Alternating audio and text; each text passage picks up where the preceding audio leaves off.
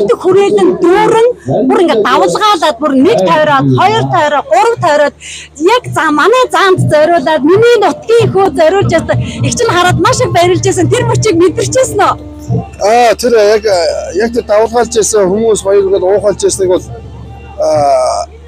яг тэр тухайн үед бол мэдээгүй.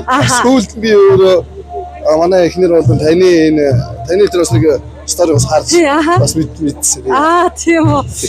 За ингээд миний зүрхэн дуяатай хайр дууны маань яруу найрагч санждын наран жамбал гэх найзын маань дүүн байгаа.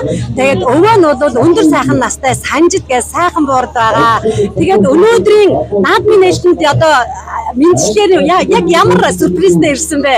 Өнөөдөр сюрприз зааж болтгоо ирлээ. Гайхалтай. Үнээр гоё. Тэгээ бас